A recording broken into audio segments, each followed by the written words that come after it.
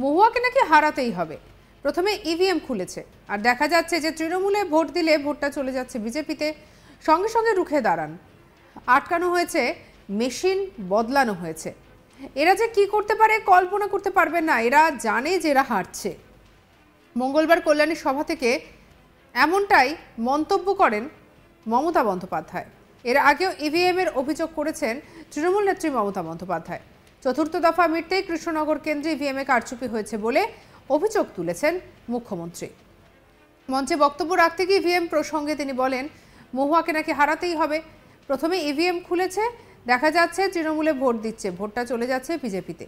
সঙ্গে সঙ্গে রুখে দাঁড়ানো হয়েছে, আটকানো হয়েছে, মেশিন বদলানো হয়েছে। এরা যে কি করতে পারে কল্পনা করতে পারবেন না। এরা জানে হারছে, তাই ইভিএম যেখানে থাকবে সেখানে যাতে কোনো রকমভাবে আলো বন্ধ করতে না পারে, যাতে মেশিন বদলাতে না পারে, সেটা দেখার আয়োজকদের দায়িত্ব। তেমনটাই পুলিশের দায়িত্ব। মানুষ ভোট দেবে, আর সেই ভোটটা যেন সযত্নে রক্ষা হয়। কি বলছেন মুখ্যমন্ত্রী শোনাবো। মহুয়ার ওখানে কি রাগ মহুয়ার উপরে, কৃষ্ণনগরে তাকে নাকি হারাতেই হবে। প্রথমেই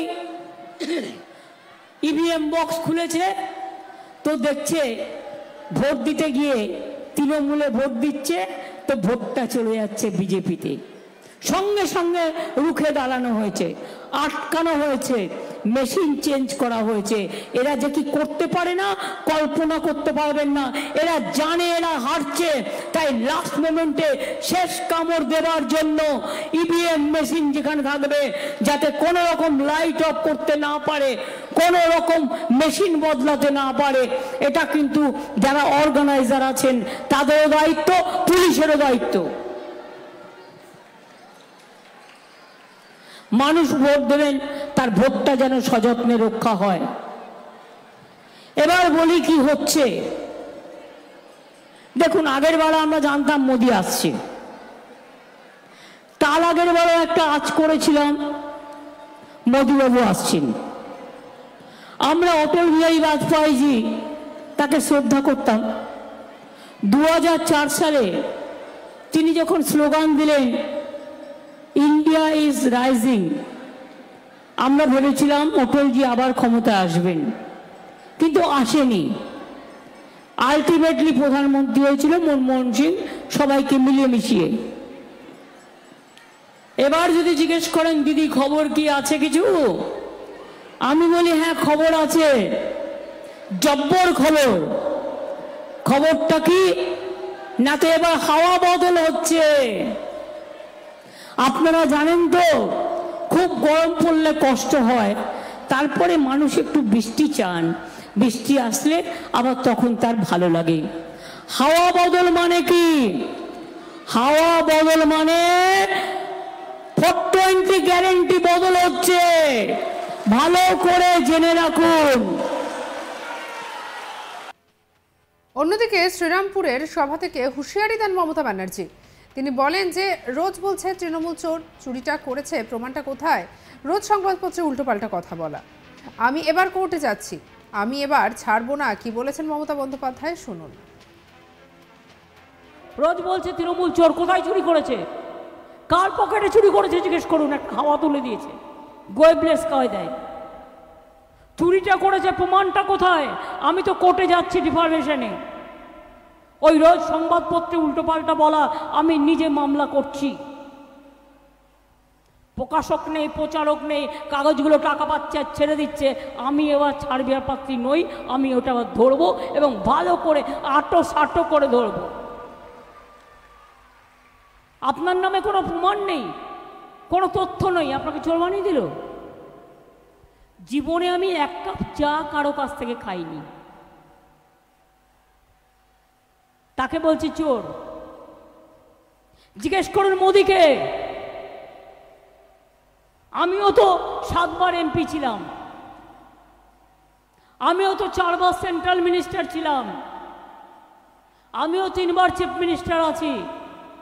মনে রাখবেন, 7 বার এমপি হিসেবে কল্যাণরা জানে আমি মাসে প্রায় 1.5 লাখ টাকার মতো পেনশন পেতে পারি। আর চিফ মিনিস্টার হিসেবেও আমি মিনিমাম 1.5 লাখ টাকা পেতে পারি, তাহলে দেড় কত হলো 3 লাখ টাকা। এবার 13 বছর হিসেব করুন, 3 লাখ টাকা করে বছরে যদি হয় 3 বারম 36, আর এটাকে যদি 13 বছর করো তাহলে এটা ক কোটি হচ্ছে? হিসেবটা করতে পারছো না? 36 10 বেরিয়ে গেল, তারপরে 3 যোগ করে দাও, তাহলে হয়ে যাবে। কয়েক কোটি টাকা আমি নিইনি, আমার নিজের হোয়াইট মানি নিইনি, আমার প্রয়োজন পড়ে না। আমি বই লিখি, আমার 140টা বই বেরিয়ে গেছে, আমি একটু গান টান গাই, এমনকি একে বিক্রি করে আজ পর্যন্ত 1 পয়সা নিজের ফান্ডে নিইনি, লোককে দিয়ে দিয়েছি। তা সত্ত্বেও আমার নামে সিবিআই কেস করেছিল, বদমাশের গাছগুলো। যেদিন ওদের গাছের মধ্যে বেঁধে রেখে ভালো করে আদর করতে পারবো, সেদিন বুঝবো যে মিথ্যে কথা বলার কি দাম। মহুয়াকে নাকি হারাতেই হবে। প্রথমে ইভিএম খুলেছে, তারপর দেখা যাচ্ছে যে তৃণমূলে ভোট দিচ্ছে, ভোটটা চলে যাচ্ছে বিজেপিতে।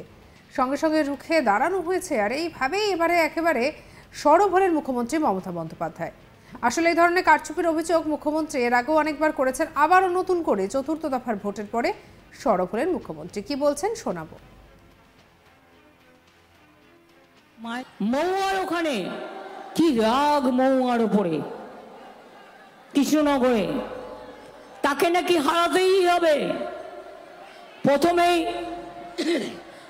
ইভিএম বক্স খুলেছে, তো দেখছে ভোট দিতে গিয়ে তৃণমূলে ভোট দিচ্ছে, তো ভোটটা চলে যাচ্ছে বিজেপিতে।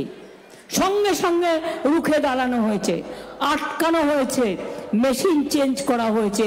এরা যে কি করতে পারে না, কল্পনা করতে পারবেন না। এরা জানে এরা হারছে, তাই লাস্ট মোমেন্টে শেষ কামড় দেওয়ার জন্য ইভিএম মেশিন যেখানে থাকবে, যাতে কোনো রকম লাইট অফ করতে না পারে, কোনো রকম মেশিন বদলাতে না পারে। এটা কিন্তু যারা অর্গানাইজার আছেন তাদেরও দায়িত্ব, পুলিশেরও দায়িত্ব। মানুষ ভোট দেবেন, তার ভোটটা যেন সযত্নে রক্ষা হয়। এবার বলি কি হচ্ছে। দেখুন, আগের বেলা আমরা জানতাম মোদি আসছে, তার আগের বেলা একটা আজ করেছিলাম মোদিবাবু আসছেন। আমরা অটল বিহারী বাজপেয়ীজি তাকে শ্রদ্ধা করতাম। 2004 সালে তিনি যখন স্লোগান দিলেন ইন্ডিয়া ইজ রাইজিং, আমরা ভেবেছিলাম অটলজি আবার ক্ষমতায় আসবেন, কিন্তু আসেনি। আলটিমেটলি প্রধানমন্ত্রী হয়েছিল মনমোহন সিং, সবাইকে মিলিয়ে মিশিয়ে। সঙ্গে রাখুন আজ তাক বাংলাকে, সাবস্ক্রাইব করতে ভুলবেন না।